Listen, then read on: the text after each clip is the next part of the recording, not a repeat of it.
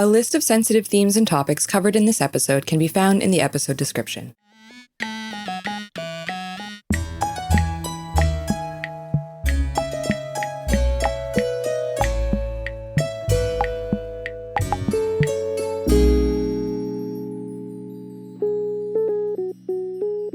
Welcome to This Guy Sucked, the show where we prove that it's never too late to have haters and you can't libel the dead. I'm your host, Dr. Claire Aubin, and I'm a historian, writer, and most importantly, certified hater. On this show, we talk about people from throughout history with legacies that need a little updating. Whether it's because of their politics, their behavior, or their impact on society and culture, these guys actually kind of sucked.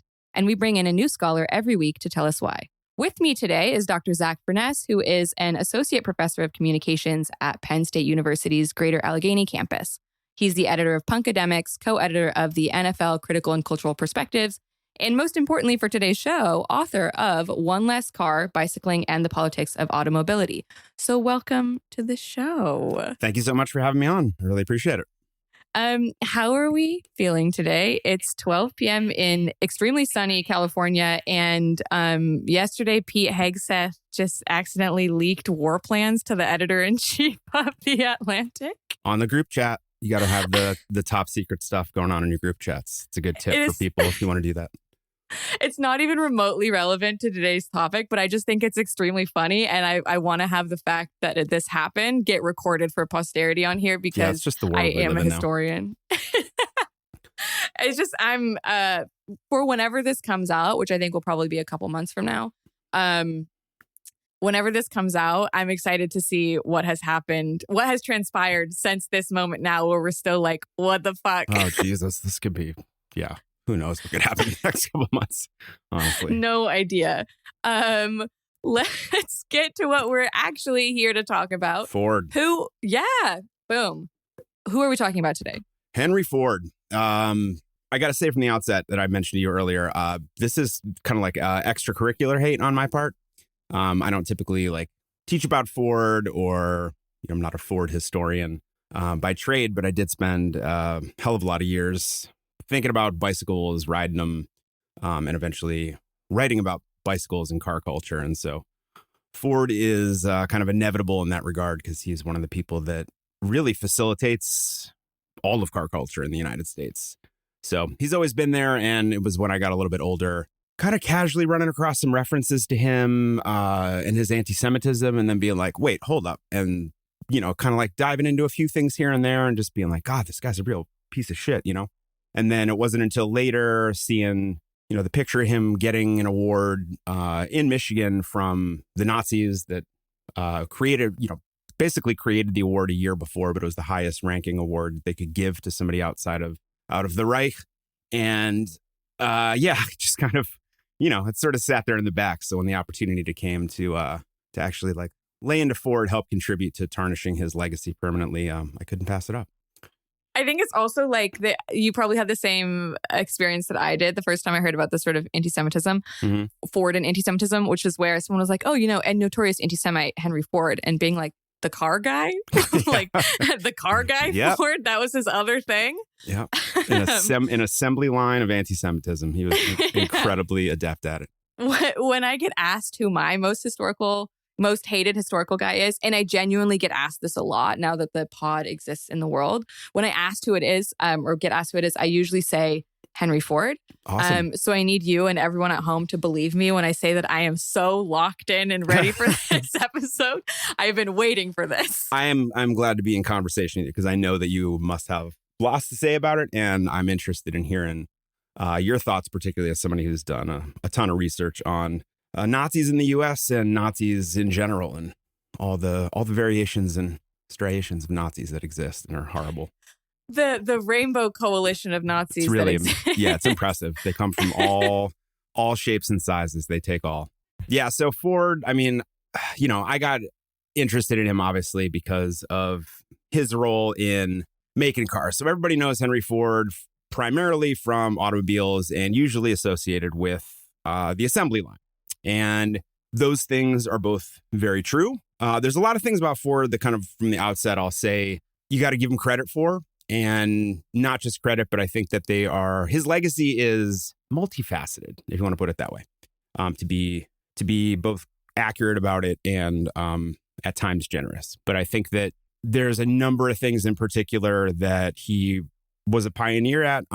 Technologically speaking, there were a lot of other people that did some of the things that he did, both in terms of making cars and doing production. But one of the main things that he did was take the idea of the assembly line, which he had learned from what were called like disassembly lines of taking apart animal carcasses in slaughterhouses in places like Chicago and Cincinnati, where they developed this assembly line process for dissecting carcasses in the slaughterhouses, and took that idea of having that, as well as previously allegedly seeing a guy named Colonel Albert Pope, who was the president of a bicycle company, had done a similar thing in his plants, and Ford had visited one of his plants. So he saw this kind of thing in action of doing an assembly line. And some other people had experimented with doing mass production where you'd have identical parts in lots of things so that you could, have everything could match and insert one to the other. So he put both of those things together. And as a result of that, manufacturing went wild, which we can talk about later. The kind of pinnacle of his work was the Rogue River factory, which was completed in 1928 in Dearborn, which was his hometown. This place was like to call it like the shrine to capitalism and modernity and technology is, I think, putting it mildly. It was like 1.5 miles long, or 1.5 miles wide by 1 mile long. There were like 95 or 96 buildings. It was like 16 million square feet of factory space. It had docks, 100 miles of railroad track. It had the largest steel mill in the world. Like, boats would literally pull up to the docks with ore, wood, coal, and out the other end would be cars. And so, this is the thing that like Diego Rivera spent time there and was so kind of amazed by it. That's what he was looking at before he painted his famous murals that depict that particular place. So as a kind of testament to like mass production and what you can do with technology, that's definitely up there. One of the things that I think is most significant about Ford, as far as some of the policies he put into place, he was really one of the first person to pay black and white workers the same wage. And in addition, hired tons of black workers, way more so than other places. There's a lot of caveats with that, which I'll talk about in a bit. But it is, I think, important to understand like how big of a deal that was as far as actually creating a space where black people could be treated with dignity and respect with regard to the wages that they made and their ability to be, institutionally, in a lot of ways, treated on par with white workers. In other ways, not so much. Yeah. And he also was hiring immigrants at a really high rate, which is important because his father was an Irish immigrant. Yep. So I think this is part of his thing was hiring immigrants as well. And for some other context, Ford was born in the late 19th century in 1863. He dies in 1947. He founds the Ford Motor Company in 1903. So all of this is happening before the sort of first half of the 20th century, or in the very early part of the first half of the 20th century. So to have Black auto workers, to have immigrant auto workers working alongside white non-immigrant Americans was is a very revolutionary thing to be doing, and to be paying them similarly, again, with some caveats. Yeah. And treating them somewhat similarly with some caveats. Exactly. Which, as you said, we will get into. Yeah, this is very revolutionary. If you're into the whole like business management thing, which based on how he ran things, you shouldn't be. But if you are, big pioneer in that. And what are some other things? Incredibly proficient uses of soy. He was like soy crazy at one point and spent tons of money funding scientists to figure out all of these uses for soy and, various kinds of food and adhesives and building materials. And he would sometimes have feasts at his house with guests where every single thing was made out of soy, and apparently it was like pretty disgusting at the time. But he was just fascinated. He would get really fascinated by things and just get totally hung up on them. Industrial recycling as well. He was a very big recycler and was trying to constantly use things that were getting scrapped in one place in other parts of his operations. So those are all things I think you got to give him some credit for. I had no idea about the soy thing. Also, that's fully new information for me. And it's also funny because the people who valorize him a lot now are terrified of soy. Like soy is like be soy totally. is an actual insult that they use. And this guy is actually the OG soy boy. He is the soy guy for sure. That's I had no idea about that. That's actually extremely funny. He also, so part of his sort of legacy and the myth around him is that he started becoming interested in mechanics and automobile mechanics at around age 12. He then becomes, after a few years of working as like a machinist in a factory, he then becomes an engineer for the Edison Illuminating Company of Thomas Edison, becomes very close friends with Thomas Edison. Yep. So he's already from like a fairly young age, before he founds the Ford Motor Company, he is already surrounding himself with these sort of like, I was going to say luminaries, but that's very funny to say about Edison. It's a good pun. Luminaries like Thomas Edison. Exactly. And these people who are seen as these sort of like visionary industrialists very early on. And so that's part of the sort of group of people that are around him, and part of why his legacy is so heightened so quickly, is that he's also surrounded by people who are doing that in their own industries too. Because the myths around him start while he's like as early as Ford is founded. Like these sort of the myths that we think about, or that we sort of associate with him now, those myths began while he was still alive. Yeah, and I mean, he has all these components to his life that are really key pieces of, the great American myths that we tell, right? Going to school in a one-room schoolhouse, being from the country, his mom died when he was 13. He makes his way up, pulls himself up by his own bootstraps, is like the most hardcore believer in that sort of thing that you can be. Like you cannot embody that sort of view more than Henry Ford did.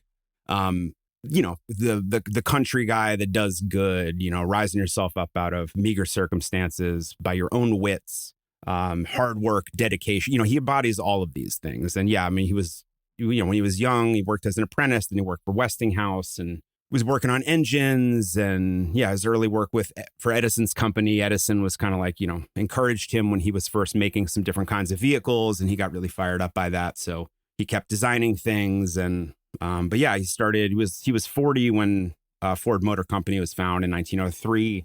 And that was after, so a couple years before, he was with some people that backed him, that created the Henry Ford Motor Company in 1901. He left the following year, and then that company became Cadillac. And then, so the 1903, he starts Ford Motor Company. And in 1908, he invents the Model T. And the Model T is his master stroke in a variety of ways. It was explicitly designed and promoted by him to be the common man's car, right? It was supposed to be affordable. It was supposed to be utilitarian. It was supposed to be these things that automobiles were not exactly imagined to be at the time. They had a lot more, either kind of, highfalutin connotations. Sound like a 1920s, like Southern lord, highfalutin. He has, but they have these connotations of social class and mobility that aren't exactly what he's going for. And he also is an incredibly good publicist and promoter. And so he realizes that both his genuine interests in giving people that live on farms and in the country the means to be more mobile, he also realizes that this is, this goes over very well with the public to say that, these cars are for farmers. This is going to drastically change farmers' lives and put people in the country in touch with the rest of the world in a way they hadn't been. And he gets tons of hype in newspapers. He's really good at doing this from the get. Sets up a network of car dealerships that also do this job of like not only selling his stuff, but promoting the brand. He's a brand guy before branding was a thing. Well before that, understood very well like how to do the kind of totality of production and marketing and hyping through the press. Even prior to people like Walter Lippmann putting out books like Public Opinion, and Edward Bernays putting out books on propaganda and public relations. Like, here's somebody that just kind of intuitively understood like how you get the press's attention. So this is a guy, in other words, who his LinkedIn profile would have been the most obnoxious thing you've ever Massive, just seen tremendous. in your life. just tremendous amounts of information. Personal essays, blog updates, lots of links, lots of hashtags. One of those like posts that starts with an emoji and is like, and here's what I did and Yep. you can do it too. And it's like, but he's not doing this sort of pyramid scheme griftery thing at the beginning. Like he really is saying, I've got this idea. Yeah. Yeah. And I mean, he's kind of famously remembered as the man who turns every American into an automobile owner. Yeah. That's kind of his goal. And he succeeds, which I think is a good segue into talking about why he sucks. God. Yeah. So what's your, well, I mean, we know there are several areas in which we can have beef with him. Variety, a whole bunch. We can just pick one to start. What would you like to start with? I mean, I guess just on what you just said. I mean, for me, not just personally, but as far as, taking a bigger picture view of what I think should be, fostered and promoted as far as humanity goes. I mean, I think they're just, objectively destructive, right? I mean, the kind of legacy that they've created, not cars themselves, but the things that we've built around them, they're the kind of symbols of individualism, and they're the symbols of, fuck you, get out of my way, basically. And that kind of, the fabric for all of that stuff, the infrastructure for that stuff, the idea of mobility in the kind of way it was framed, tons of that is directly responsible or directly attributable to Ford. And, part of it is like, you can't fault the guy for making a good product. There's that end of it too. He didn't single-handedly cause car culture to happen in the United States. He didn't build the highways. He didn't do all of the other things culturally that preceded the invention of the automobile that I think made Americans very predisposed and kind of like culturally prepped for the car to be the answer to these longings that were already kind of brewing, like the ideas of individualism and mobility that were like pretty core parts of, early American mythos of, the frontier and discovery and all these sorts of things. But, single-handedly, half of all cars in the United States were Model Ts by 1918. And between, I don't know, it was like when they started making those, which was in 1908 and 1927, when they stopped making the Model T, they sold 15 million. So, I mean, like, the 1920s are the period where you go from very small amounts of people driving to the 1929, where like 1 out of every roughly 4.5 people in the US have a car. And a big part of that was he lowered the price down. It was $825 when he started them in 1908, and then it was $260 in 1925. So it was affordable. And so it just made it so that if people were kind of on the fence about it, they could do it without going into crazy amounts of debt, which wasn't the case before. I mean, it was still a lot of money back then, but it wasn't break the bank money. Hi, it's Claire. Thank you for listening to the show. You're currently hearing the free version of This Guy Sucked, so I'm here to tell you about our Patreon. In order to make the show sustainably and independently, episodes switch off between free weeks and Patreon weeks. So if you are a fan of good, accurate public history made by actual experts, consider supporting us and joining our Honorary Haters Club. It's only one tier, which means everyone who subscribes gets access to the same perks across the board. For the price of a pastry at your local hip coffee shop, you'll get to listen to a new episode every week instead of just the bi-weekly free ones, and they'll all be ad-free for you. You'll also get access to the full episode archive, bonus content, early access to merch, and lots of other Patreon exclusives to sweeten the deal. Just head over to patreon.com/thisguysucked or follow the link in the episode description to sign up.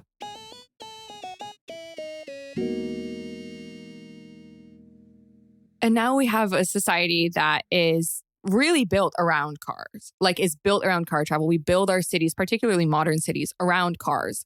And so even someone who's not responsible for car culture writ broadly, but who makes it possible or sort of is the person that provides the access point by which car culture is able to enter and take over American culture and American life. And this is true also all over the world. It's not like car culture just explodes in America, but the sort of American cultural influence and the relationship it has to the rest of the world, and cars being this sort of like thing that allows Americans to, or that allow Americans to experience rapid social, economic progression, whatever. that is also sold abroad too. And so what we think of as car culture in America and abroad, like people like Henry Ford are part of the problem here, or are a large part of the group of people who make that possible. He's the father first place. in a lot of ways, and yeah.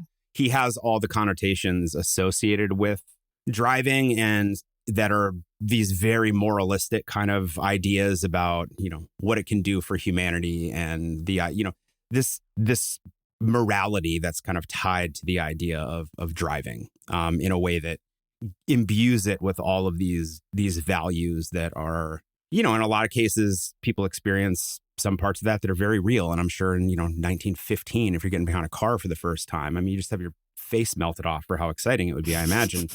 But it's also, in hindsight, I mean, I find it ironic that he basically, like, in looking at, slaughterhouse manufacturing processes, I mean, he's basically taking like the industrialization of death that starts with cows. And basically the end result of that is 60 million dead Americans by the end of the 20th century. This gives me a wonderful opportunity to talk about a quote that I found before this this episode. Okay, so by the 1940s, or actually even well before then, people were already criticizing this and criticizing the sort of growth of car culture and what it does to people and how it leads to our how it shifts our thinking and our relationships to other people.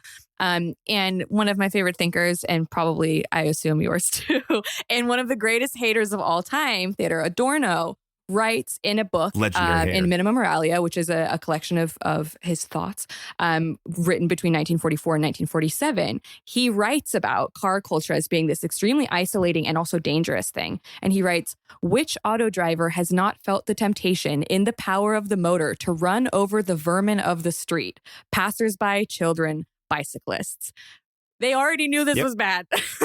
Yeah, totally. Especially Europeans. I mean, because this was something that, it didn't resonate the same kind of way with Europeans, and just particularly people that were politically minded. I mean, there's lots of great, that's a fantastic quote. And there's some other ones from, like some French socialists in, like the 1920s or 30s where, I quote someone in my book of saying that it was somebody looking at traffic and they're like, you're never going to have socialism with these things, right? The very idea that just that what it turns you into that Adorno was alluding to, right? That you just become monstrous in a lot of ways.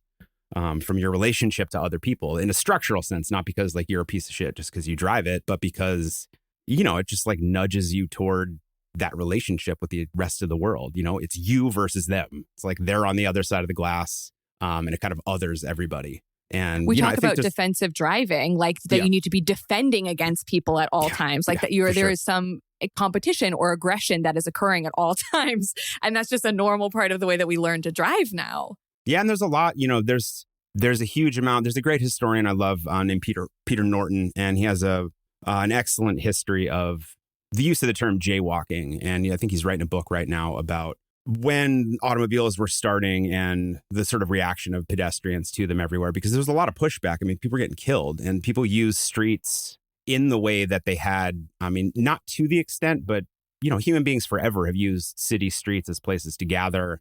And, they've always been places where, whether it's animals going through or wagons or something like that, there's people getting by and going through there, but there's also spaces for people to hang out and for kids to play and for people to sell stuff. And, American cities had that same thing to a lesser extent than, European cities did, but in lots of neighborhoods. And that stuff got quickly just bulldozed out of there in order to turn city spaces into just like thoroughfares for driving. And, lots of people got pushed out, and that wasn't something that everybody took lightly. And that entire history is really glossed over. It makes it seem as if like cars came along and everybody was just like, yes. And then that was it. It was just like it was over. But it wasn't, it wasn't such a smooth thing. It took a lot of, it took creating these ideas about like who the road's for and promoting it. And, even coming up with terms that were insulting, like jaywalking, which initially was basically calling somebody like a hillbilly walking around, like bumbling around and kind of like looking up at the sky, not knowing where they were going. That's what the term implied. But, as though the person walking is committing the offense rather than just being a person using public space. Yep. Yeah.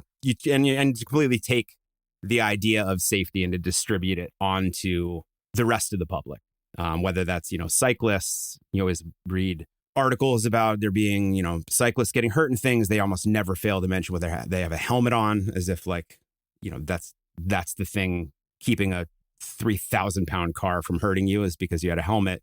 I mean, people should wear them, but not the reason why they get mentioned. It's just like this kind of internalized idea that, yeah, like kids are just as much responsible for their own safety in the street as, Ford Explorers or something. Like, that's crazy. It's just insane. One of my very good friends is a professional cyclist. Like he was in the Tour de France. He's like, oh wow, he's a cyclist. That's his job. Yeah. And the number of times he's been hit by cars is unbelievable. I can imagine. Like he and all his friends get hit by cars regularly. The way that he and his wife met was because she almost hit him with her car. And it's like that's a funny thing, but also like it's unbelievable. This is someone whose job it is to not get hit by cars. Like his job is to ride a bike around and not get hit by cars. And he gets hit by cars all the time. And to bring it back to Henry Ford, it's people like this who are sort of dedicated to readjusting and reshaping American culture in order to make cars have this sort of primacy and make cars at the forefront of American culture and part of American identity. Like driving a car is an American pastime, is an American experience. People like him are what make that possible and what start to push out everyone else and any other sort of use of public space. Ironically, with him, he's very anti-city. Like he's very clear about this. And it's for all of the typical reasons that you'd find like kind of conservative perspectives at any period, really. Like it's where the vice is, it's where the drinking is. He was a hardcore teetotaler. He didn't drink. It's where the blacks live. It's where the Jews live. It's where the Bolsheviks are. It's, it's the filth, the grime. It's all the stuff that everything that's great in the world, actually. But it's the stuff he hated. It's the stuff he hated. And he had this like very kind of schizophrenic attitude towards farm life and rural life.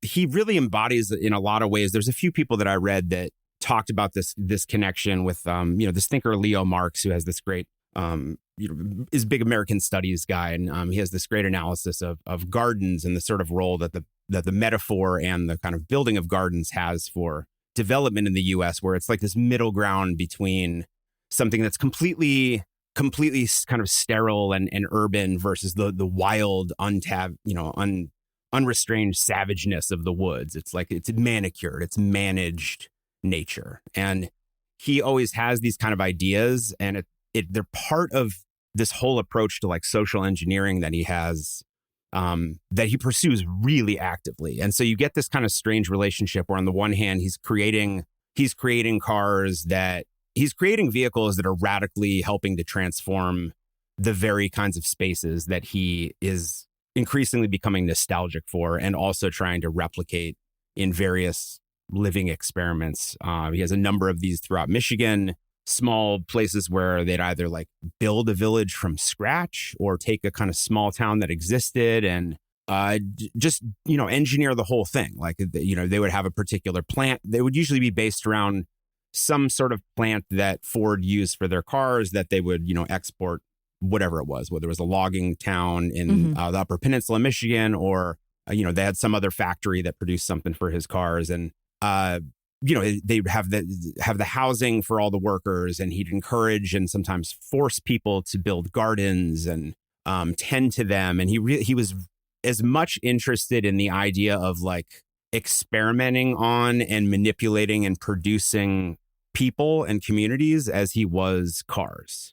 And it seemed to be like a pretty intense preoccupation of his for a long time, both like early on in his career and then especially at the end when he tries to basically create a country called Fordlandia in 2.5 million acres in Brazil, which Greg Grandin has a fantastic book about.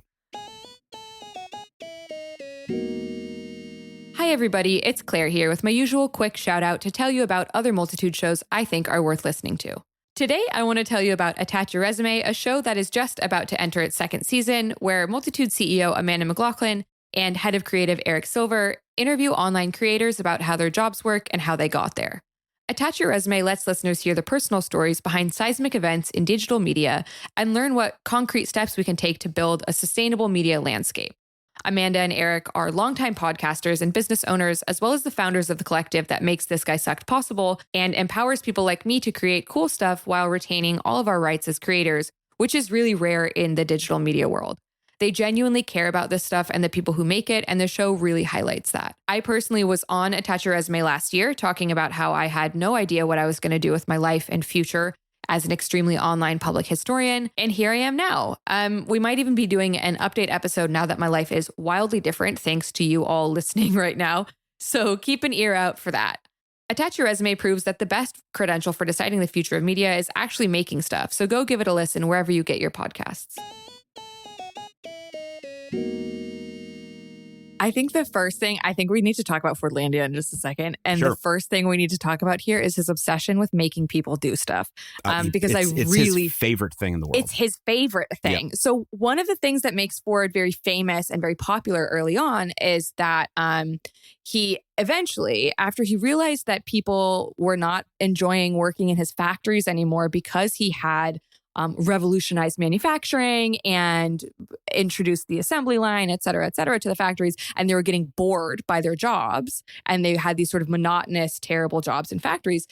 He raises the minimum wage, allegedly, to $5 a day, which at the time was enormous. Yep. Yeah, this is an enormous thing for the average factory worker. It's the equivalent of a little over $120 a day now.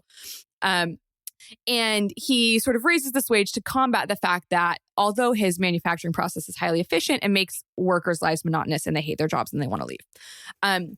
But they don't actually make $5 a day. They make $2.50, and they have to earn bonuses in order to get the other half of the $5 they're supposed to be getting paid. And they earn the bonuses by being obsessively tracked and monitored by what he calls the sociological department. Yeah. They'd go in and they'd grill workers, their families, their associates. I mean, everybody's lives are connected through the factory, right? And in Detroit, in a pretty short amount of time, like the vast majority of people who are even working in the city work for Ford.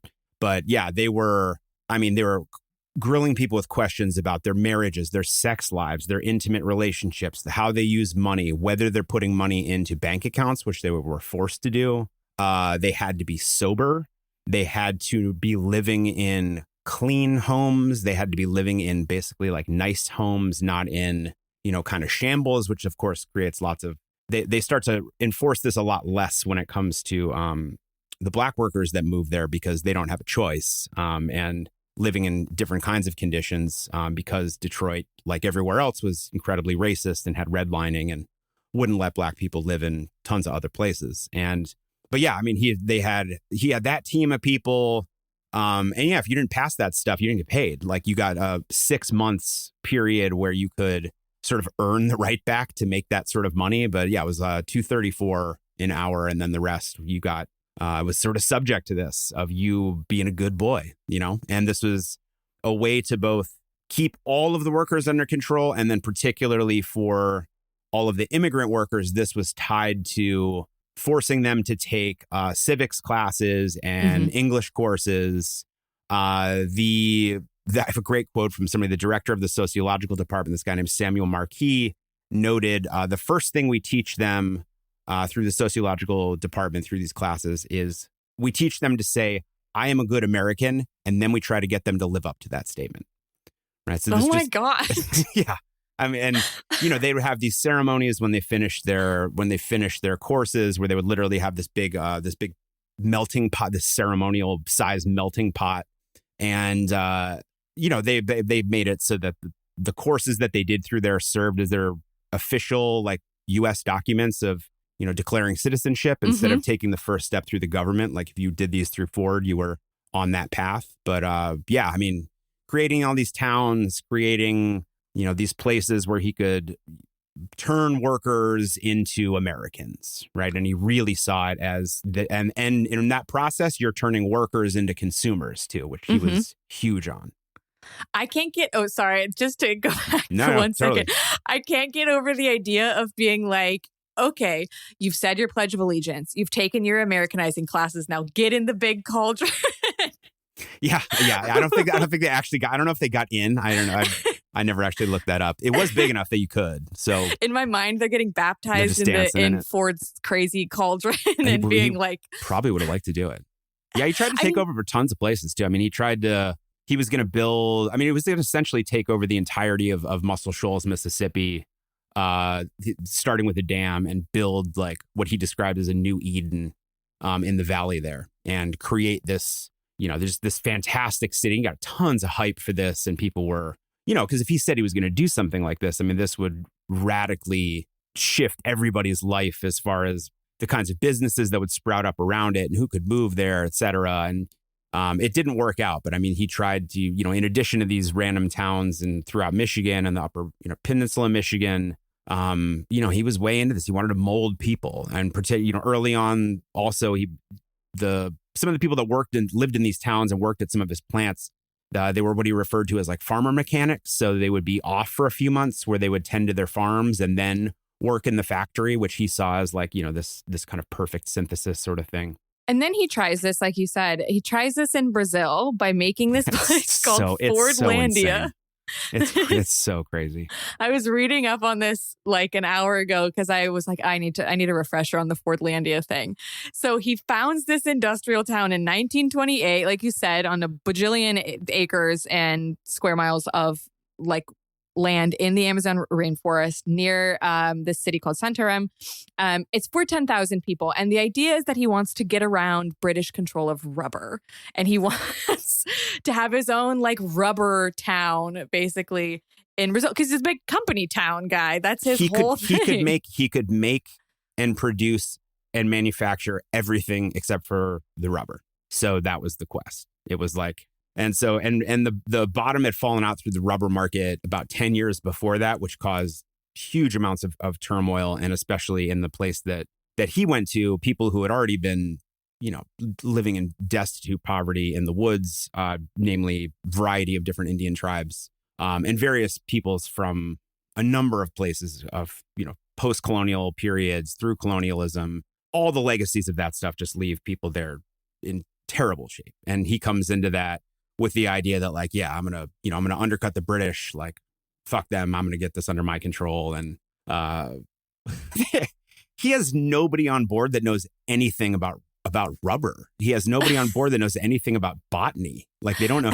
He has like a few kind of like hustlers and grifters that essentially just try to convince him that they know what they're doing. But I mean, every single part of this is it's just so crazy because the layers of stuff you don't know going into this are gargantuan. I mean, just like the descriptions of, I mean, they're starting at the wrong time of the year and trying to clear cut areas for trees to initially start these, like rubber grows in the jungle, and he wanted to grow it basically like crops out in the altogether, like you're growing corn or something, which it doesn't grow that way. But they clear cut all this land and they do it in not during the dry season. So the wood's too wet, and then they're just pouring thousands and thousands of gallons of kerosene on everything. And there's smoke for hundreds of miles while they're doing this.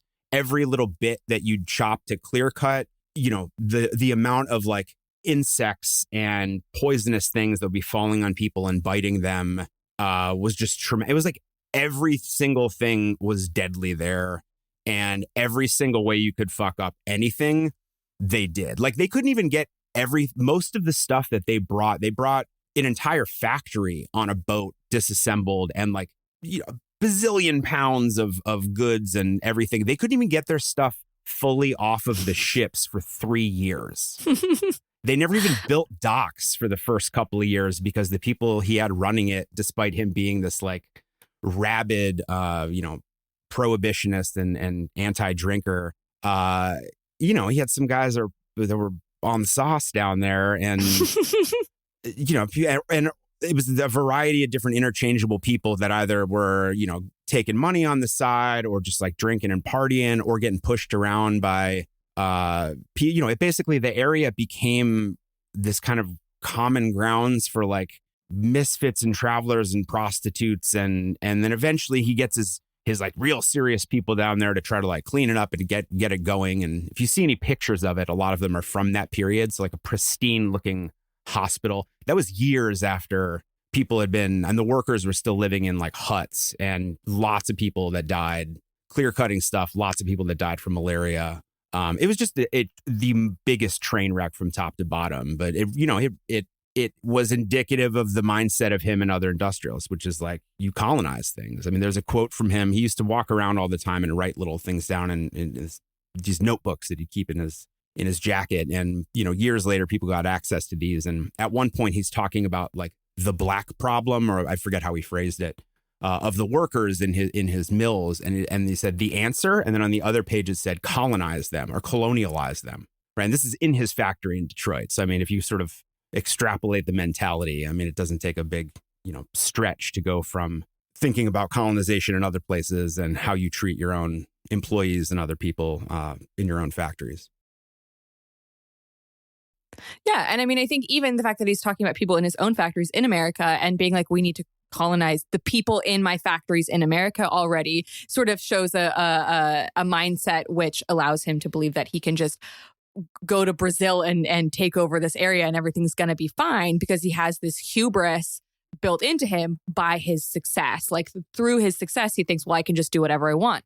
On top of this, one of the things I was reading about in Fordlandia that goes back to his obsession with exerting extreme control over his employees, is he also says, here are all these people living in Brazil, many of whom are members of indigenous groups, whatever. Mm-hmm. You know what I need to do with all these people living in Brazil? I need to Americanize them. Yeah, so he also does that in Brazil. Canned peaches. Yeah, literally. So he's particularly obsessed with diets and what the right thing to feed his workers are. And so he has this like very, very strict diet that they have to stay on. They eventually revolt because they're so upset by the fact that they can't just eat whatever they want to eat because they're human beings. He also, in this sort of Americanization, he also forces them, or he and his company force them to work midday in the hot sun in this place that they've clear cut, when in Brazil there more traditionally would have been breaks, because this is the hottest part of the day in fucking Brazil, not Detroit, where people would take breaks when it's 1,000,000 degrees temperature wise. Or not even living in that area at that time of the year. Yeah, totally. And so he's basically like, no, you just have to pull yourself up by the bootstraps. I don't care about the sun. Who cares about the sun? It's so many. Yeah, I mean, it's like horrible. The people, when they had that revolt, they almost burnt the whole place to the ground. I mean, I think rightfully so. And they should have. Because, I mean, they were feeding people rotten meat and rotten food. But yeah, feeding them like ridiculous American food and forcing people to do this. I mean, as much as he tried to institute prohibition, pretty much everybody who was down there was just like, look, man, that's, that may go over where you're from, but like, that's not happening. That's not happening here. That's not the law here. You can only do so much. So he lost that battle on a number of fronts. But yeah, I mean, it was just no regard for how the ecosystem works, how labor works, how people's culture or work habits are, what people care about there. Everything, it doesn't matter. It's just like, we're doing our thing. And that mentality, I mean, is shared by people that are at the core of car culture too. I mean, Firestone was the same way. I mean, he colonized Liberia and was some of the most horrific, I mean, outside of the Congo, it was some of the most horrific, exploitation and abuse of workers in the rubber plantations there so they could make tires. And, these are his buds, right? There's some, pictures of like the Firestones and the Fords and the Edisons all like, lunching in a tent, going out on their little like country retreats. And it's actually one of the places where there was a naturalist writer that Ford was a fan of that wrote a book about him, but he spent a lot of time with him. And he remarked on the fact that this is, I think, the late teens, where Ford, after a dinner one night, just started like going off on this like globalist Jewish conspiracy rant. And he was really kind of taken aback and wrote it down in his notes, but never actually published it in the book that he wrote on Ford.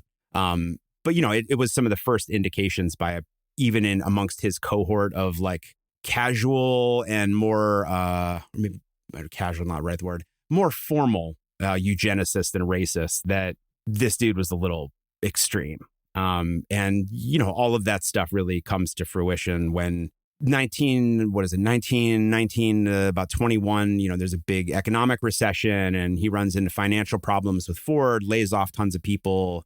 And this is around the time where his distrust of bankers in particular and all of his previous anti-war disposition that was all exclusively based around what he referred to as, the German Jewish banking problem. All of that becomes like much more pronounced in the late teens. And he just becomes like full-time, I'm doing anti-Semitism like it's my fucking job. And that's his, that's when he takes over the small newspaper called the Dearborn Independent and just uses it as a vehicle to publish an insane amount of the most ridiculous combination of old school and newly revised anti-Semitic literature that the United States had ever seen.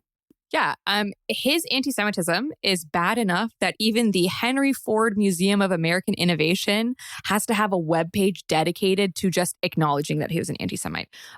They literally call it the most controversial and least admirable aspect of Ford's career, which I think is like still letting him get off quite easy because there are a lot of other bad things to his career like we've just talked about. Yeah, we didn't even mention the fact. Sorry, go ahead. No, you go ahead. I mean, as far as him being a real piece of shit, before we get on more in the anti-Semitism stuff, which really need to talk about, the other thing that he did to control workers, which was just as big, if not a more significant element of the company, was the organization that he had in his, that worked for him, what they called the Ford Service Department. The head of this was this guy named Harry Bennett.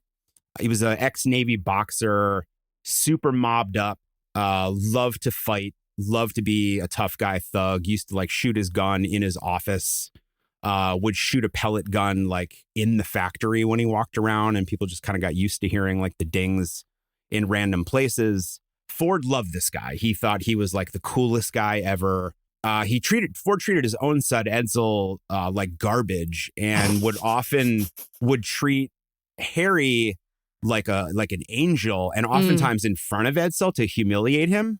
And he would like set the two of them at odds by like essentially provoking Henry both like implicitly and explicitly to fuck with Edsel and to like make fun of him and really just humiliate him publicly. And Edsel's wife, because he died before Henry Ford did, and Edsel's wife actually said that Bennett was the reason he died so young, just from having to deal with this guy constantly. But this dude hired, it was about 3,000 people that worked in the service department. And these were just every variety of spies, thugs, lowlife, gangsters, hooligans, wrestlers, boxers, ex-football players, dock workers, just like big dudes that he had for muscle. And their job was to keep everybody in line, particularly to make sure that people didn't organize unions, but they also served a really active role in just like constantly being on workers' case. Workers were never allowed to sit down in any of Ford's factories. So enforcing that kind of thing, just like, making it known constantly that people were being watched, and they did. So between the sociological department and the service department, it was like a massive surveillance operation, and essentially the biggest, this is like arguably, I mean, they're bigger than I believe the Pinkertons at that time. They're like they're kind of like the biggest secret paramilitary force, in the US, basically working for a corporation at the time, this crew of the service department. And Bennett hired I think to kind of like make it look equitable or just to alleviate him from certain duties, he hired a African-American ex-cop named Donald Marshall, who was kind of his eyes and ears in the factory. And he hired another African-American former track and football star at the University of Michigan. And they did a lot of his dirty work too. But I mean, these, they just like really abuse workers. There's two really big things that are very widely written about in 32. Like, this is the midst of the Depression. I mean, the year before that, I don't know, the company had let go like 90,000 people. And in like 1931. So in 32, this group of people planned what was called became known as the Ford Hunger March. So they go to the River Road complex and they present 14 demands to Henry Ford. The service department, the Dearborn cops, and other forms of security all just like beat the shit out of people, open fire on them. 60 people are hurt, 5 people are killed. 5 years after that, it's what became known as the Battle of the Overpass. Folks from the UAW were going to hand out leaflets on an overpass near the plant's main gate. And, the service department comes out and, along with the cops who either stood by or helped, also just like beat people up really bad, tried to destroy all the photos from what happened. And I mean, this is just like a sample of the things that they did. I mean, Bennett himself, he had all these compounds in different places too, with like secret getaway spots and like underground arsenals of weapons that were either for him or to possibly protect Ford and, kind of usher him out of the city. I mean, it was just like the height of paranoia and surveillance and oppression in a lot of ways. And it's like, it's not that he's just an asshole, which he is, obviously, like on a personal level to his children, to the people around him, he's an asshole. 1. 2, he also hires people to be assholes to his workers. He like actively surrounds himself with people who are willing to do that too, because nothing makes you, work faster at the factory than a dude with a gun. Seriously. Who's standing there, not letting you sit. Like really, and I know it sounds like I'm being facetious, but like that is literally. He's doing this by force. He is saying these people love working. They get potentially $5 a day. They can't drink. They can't do anything. They can't have sex with anybody. They can't, they have to go to church. They like all these things. And also someone's going to shoot them or threaten to shoot them if they sit down. Yeah. And if you're a black worker at that time too, more likely than not, you were working in the foundry, which was the most dangerous job, the most backbreaking labor, and the most dangerous in multiple ways, like the stuff that you would inhale. The heat itself and just the ability to be, scalded, burned, and crushed to death by various kinds of machinery there. So it had a disproportionate number of black workers in the foundry or work in other jobs that were seen as kind of like the shit jobs, even though they did get the same pay, right? And they couldn't enforce the whole housing thing that he tried to do early on because black workers primarily lived in an area, it was on the east side of Detroit, and most of the black workers were concentrated in that area, and it was slum housing, and it was Ford knew it was going. Ford was more than willing to build entire communities from the ground up and to build housing for his workers. He could have easily, within a matter of weeks, built brand new housing for all of the black workers that moved to the city in droves.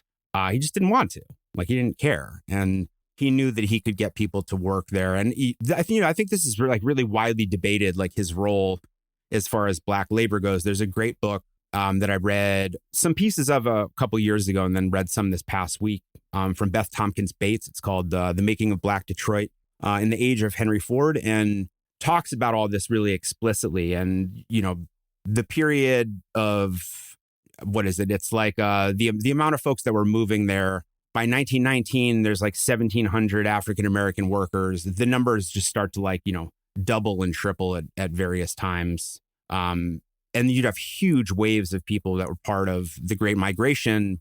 And that in addition to that started to go and recruit other people back home to come up there. But then you also have a lot of white workers from the South that start to move north. And a lot of them are very used to and want to take advantage of Jim Crow kind of relationships. So then there's tons of abuse that black workers are taking from some of the Southern white workers that work there, in addition to getting hassled and brutalized by cops in the area. And one of the biggest things was massive amounts of Klan in Michigan during the 20s as well. Yeah, absolutely.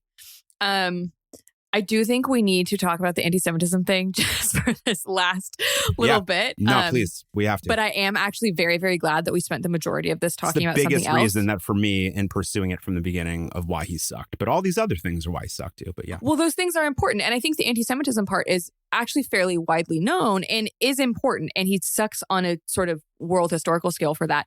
But I also think the other things, these sort of more granular things that are like, okay, he did this and then he did this and then he hired these people. Those very often get kind of ignored or subsumed by, well, he made these cars. And also really it's the anti-Semitism that we should care about. But those other things matter quite a lot too. And they go to helping us to describe his character as a person and why this legacy more broadly, why it matters to talk about all these other parts of a person in order to really understand who they are and what's missing from their sort of longer term legacy. And when you look at a guy like this, I mean, it really begs the question, what do you have to do for people to just say you're a piece of shit and we shouldn't learn about you. Like the fact that this is all bracketed as some, like they're extracurricular activities or something, like they're just there's some side part of his story. It's like, if this isn't your defining feature, that you publish a newspaper that run 91 successive articles and then bind them into 4 different books, collecting those articles under the name The International Jew, The World's Problem, and use your newspaper as the biggest platform for anti-Semitism in the United States. He published 500,000 copies of the Protocols of the Elders of Zion, in addition to these articles that quoted liberally from the Protocols as if the Protocols were real, because of course that was the whole anti-Semitic thing, was that this whole story of this alleged meeting between these these shifty, crafty Jewish world leaders that are plotting global conspiracy, that they were essentially taken from their meeting as if they were like notes. And this first was created as Russian propaganda against the communist takeover in 1903, and this one, and then so this gets circulated. But Ford is really the one responsible for making this available in the United States in English. Yeah, absolutely. And it's like all of this stuff, and yet it's still like, well, but he what about the assembly line though? And it's just like, I don't care about the assembly line. It's like, this dude is the only person. He's the only American that Hitler talked about in Mein Kampf. There was an article in the New York Times, I think it was in 23 or something like that, where somebody from there goes to the NSDAP office, and in the waiting room before they go in to meet the future Führer, there is a copy of Henry Ford's book in the waiting room. And then above Hitler's desk, the only thing there is a portrait of Henry Ford above his head. One of the first things that he did was his focus on the Autobahn and the Volkswagen, which he said explicitly at the ceremony, and prior to that was dedicated to, or like that it was inspired by Ford. He constantly talked about it. I actually think, there's no way to prove it, but I think that Hitler may have even named his book My Struggle after Ford calling his own autobiography, which came out 3 years prior, My Life and Work. And because Hitler initially had this absurdly long title, like My Struggle Against the Bolshevik Jews and their Jewish Jewiness. Like, it was like this super long, stupid title that he shortened. And I actually think that he may have thought about the kind of crisp and conciseness of Ford's book as the thing that inspired him to just be like, My Struggle, that'll work. I would believe it. But I mean, he saw him as the bastion of fascism in the United States. And it's unclear, people can't prove it. But it's alleged that Ford floated money directly to Hitler. It's alleged that there were a lot of other deeper ties between the Nazi Party and some of Ford's organizations, done through, a variety, because they have essentially like networks of companies and things. I mean, Ford also had factories in Germany, including the one that was Fordwerk, that employed tons of slave labor. And this was something that, yes, they were the only factory, to my knowledge, that wasn't completely taken over by the Nazi Party. Like they took it over to the extent that they had one of their own people run it, but it was still under Ford's umbrella. And they were the only company, to my knowledge, American company, that was allowed to keep that relationship, no doubt because of Hitler's admiration for Ford. So, I mean, they are really like, the attitudes they're espousing, are identical. I mean, the only difference in any way, shape, or form is what Hitler does with that power, that Ford allegedly, when he saw footage of the concentration camps close to the end of his life, had a stroke when he saw it. Good. I'm glad. And, I mean, and they were also using assembly lines in concentration camps, in labor camps. And I mean, a lot of the thought process that Ford is famous for. Absolutely. That whole industrialist mentality. I mean, the people's numbers that they had tattooed on them were from IBM. Like those were numbers that they could use IBM machine processors in order to keep track of people numerically in that sort of way. And IBM, that's a whole other story. But Edwin Black has a really good book about that. And there's all these kinds of connections. These are not just like ancillary kinds of things. These are the same people talking about the same stuff. And fundamentally, that is, the Jewish problem. And I mean, I'm just going to read the most kind of quintessential example of like the kind of stuff that he was saying. So this is what's this article called? This is Jewish Jazz Becomes Our National Music, which, like all of his other 91 articles, begin with a quote from the Protocols, as if they are like you're quoting biblical passages at the top. It's surprising that whichever way you turn to trace the harmful streams of influence that flow through society, you come upon a group of Jews. In baseball corruption, a group of Jews. In exploitative finance, a group of Jews. In theatrical degeneracy, a group of Jews. In liquor propaganda, a group of Jews. In control of national war policies, a group of Jews. In control of the press through business and financial pressure, a group of Jews. War profiteers, 80% of them Jews. Organizers of active opposition to Christian laws and customs, Jews. In this miasma of so-called popular music, which combines weak-mindedness with every suggestion of lewdness, again, Jews. This is like one paragraph. It's just ridiculous. And it's like there's essay after essay after essay of the most inflammatory Nazi shit that you could ever write. I mean, this is the inspiration for Adolf Hitler. It's not the only place where he got this from. The Protocols have been translated in German. German has a long history of anti-Semitism that precedes Henry Ford. But the fact that Henry Ford is Henry Ford and espousing this stuff carries a level of credibility that is so profoundly dangerous. And, Jewish leaders at the time, they didn't tackle it. They were in a difficult position. Some folks from national groups initially were like, we can't make hay out of this. If we do, it's going to give it more attention. And then after like the second or third essay, they were like, we got to do something. And one person in particular, writes a letter from the organization and to Ford, a local rabbi who was previously Ford's neighbor, and Ford had given him a number of custom Model Ts over the years as gifts, not like as bribes or something, just like, people in the community, right? He gave people cars.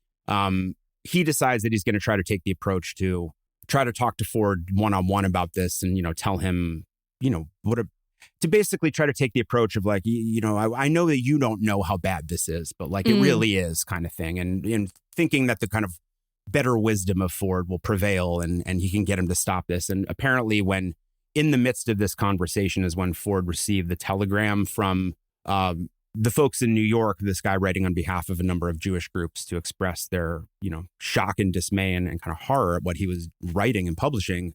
And Ford sees this and just kind of like has a really visceral reaction and, becomes even more closed off and like, hostile about the idea of rejecting anything. And he doesn't. And the only time that he rejects any of this is after a lawsuit in 27 because a guy named Aaron Sapiro takes him to court. He was a lawyer who was organizing farm working collectives in Canada and especially in the U.S. in the West, now out in California. And Ford uses his international Jew columns to, slander this guy over and over and over again. So he takes him to court. And, as part of the proceedings, Ford totally has this completely bullshit made up says he was in a car accident and kind of apparently staged like a fake car accident. Said he was like, I'm too injured to testify. It's completely fake. But it got him out of testifying. And he decided after that he wasn't going to do anything. And so he basically lets Jewish leaders write up a letter and he just signs off on it without any fuss. Mainly because he was coming out with a new model car the following year and cared enough about money that he recognized this was going to be a problem. And I think he was just sick of dealing with it. But he just continued like, he hung out with Lindbergh in the years after that. And there was a quote from him saying that when he got together with Lindbergh, like all they talked about was the Jews. And like while all this is happening also, so when he gets sued, so for some timeline also, just some like broader timeline. Yeah, sorry, I'm just like, Ford. It happens, man. He was publishing this International Jew series, which is under his page. So it was on the front page of the Independent, where he also had a page literally called Mr. Ford's Own Page. Yeah, great title. But he published it almost weekly for 3 years. There are 91 issues of the paper that have a variation on the international Jews theme. He kept publishing this shit from 1920 to 1922. So he's early also in the sort of Nazi-style Jew hatred. This is early when this is happening. He gets boycotted. A pioneer, if you will. Progenitor. He was really just, had some visions for the future. He gets boycotted in 1922 and stops for about a year. And then starts back up again because he's like, okay, enough time has passed. We can do this again. So he already has boycotts in 22. He turns it into the 4-volume set that you talk about. And then he, like you said, apologizes in 1928, signing this letter. But in that 1927 suit, what he does, which the suit is because he was publishing something about how New York banks, which were, according to him, controlled by Jews, were harming Texas farmers. So it also fits with his obsession with farming and like the country. The good farmers being hurt by the bad Jews. Exactly. So he gets sued for libel on this basis. And then while being sued, his editor, William Cameron, testifies in court that he had done all of it in a sort of his own volition, that he was truly the anti-Semite and Ford had nothing to do with this. But you get a lot of that apologia like in hindsight now. And I think people fail to, it's very easy to say he didn't write it and have it be factually true. What they really mean is he didn't type it. Yeah. Because he published it. He knew exactly what was being published. Nobody did a goddamn thing without Ford's okay, period. Yeah. He was a control freak. The idea that people took his newspaper and on the front page typed something and put it out there that he didn't approve of is so laughably ridiculous for a guy that had teams of people investigating his workers' sex lives and their bank accounts. I just didn't know what was in the paper. I mean, it's absurd. It's ridiculous. Yeah. And even at the time, people who knew Ford said, people at the time knew that, and everyone since then who has studied him has said it's very clear he knew what was going on and that he just got this guy to be his fall guy in the suit, essentially. So let the record show that it's pretty well established that he definitely knew what was being published and encouraged it and was signing off on it. And in many cases was the person being like, okay, this is what we need to write next. And to also go or sort of like harken back to what you said earlier in the episode, he gets the fucking Nazi Grand Cross of the German Eagle in 1938 for being such a good friend to Nazism, which you're right is the highest honor a non-German can receive at this point in time. It's the Super Buddies Award for the Nazis. Yeah, he basically is in the Nazi Hall of Fame. And then let them come to the U.S. and give it to him. And the award, I think it's like an eagle with 4 little swastikas around it. It's not like there was any hiding it. It's like these are literally Nazis coming to bring you Nazi shit with a Nazi pin and putting it on your Nazi ass chest. And you're just like, he looks real happy in the pictures too. Yeah. I'm sure he was thrilled. And then 61 years later in 1999, he gets listed on the Gallup list of the 18 most widely admired people of the 20th century as voted by the American public. And this is exactly the problem, right? Is because cultural memory is short. Well, I'm in enough of a bubble of my own creation in various kinds of ways through scholarship and hanging out with radical punk weirdos and stuff for most of my life that like baseline view, if anybody knows anything about Ford, is something along these lines. So it's only when you kind of step back or you look at, those kinds of things, surveys or the way that he gets written about in history books or the one-liners and, I've read and done a lot of stuff around history, technology and outside of scholarship, just like general interest kinds of things, the way he's discussed. Yeah, it's always just like, these are all footnotes. It's like these things don't undercut or undermine your ability to see his achievements as anything other than pioneering and if not genius, And it's like, I don't know what you have to do, especially in the United States, especially at that time. Like, it was like we fought a war against the Nazis. It's like the fact that anybody let that slide. I mean, and they didn't in a lot of ways, but people then, by the time he got that award from the Nazis, they sort of were like, oh, old man Ford, he's real kooky and old. And he was, but like, who gives a shit? The guy was an old man. Like who cares if he's old? He was still running businesses and he was still saying the same stuff he'd been saying and on the record as he was in like 1915 when he opposed, World War I. And there was a Hungarian radical feminist that came to the US that was trying to like get people involved in anti-war efforts and women's organizations. And they came, Wilson wouldn't meet with her, but Ford would. And she came to go meet with him, and he didn't know she was Jewish. And he's like talking, and she's explaining some things about why the war happened. He's like, I know why the war happened. German Jewish bankers. And everybody in the room was kind of like, hold on. And then he kind of stops, and then she's talking for a bit, and then he literally just repeats the same exact thing again. Like it was German Jewish bankers, as if she didn't hear him the first time. He really wanted to make sure that the joke landed. It was just like the guy could not have been more clear his entire life how he felt that everything bad in the world was Jewish because of Jews, and often because of what Jews also facilitated the blacks to allow to happen or to do, whether it was music at the cultural level or being uppity in the workplace and fighting for a union, all of that, the whole package, all of it was Jewish. Jazz was Jewish, unions were Jewish, Bolshevism was obviously Jewish. And the, outgrowth of that is corruption everywhere else and the facilitation of genetically inferior people like the African Americans. And this is Ford's ideology. This is his worldview. This is who he is and what he was. And the fact that anybody remembers anything about him other than this is, shame on them. Is the nicest thing I could say. And possible, even if they remember something else other than this, the fact that they are able to remember that without this being always held up in conjunction with it, like that we're not saying notorious asshole and anti-Semite Henry Ford every time we say his name. Publisher of the Protocols of Elders of Zion. Yeah, like it's infuriating. And so I think we can say unambiguously, Henry Ford sucked. I could talk about this forever. And I do think eventually I probably want to do like a series on Henry Ford, like do Henry Ford month where we just like can really, because I do think that he's a perfect example. Asshole. Yeah, he's a perfect example of this guy who sucks for reasons that not everyone is aware of, also sucks for reasons that everyone is aware of, and somehow gets a pass on a lot of that stuff all the time.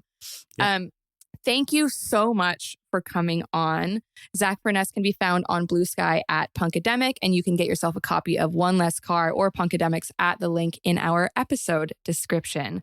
Thank you so much. Thanks for tuning into this episode of This Guy Sucked, a member of the Multitude Podcast Collective. This episode was hosted by me, Dr. Claire Aubin, featuring special guest Zack Furness, and produced and edited by Tom Amani. All of our theme music was written and produced by my dog's third favorite person, Marshall Dean Williams.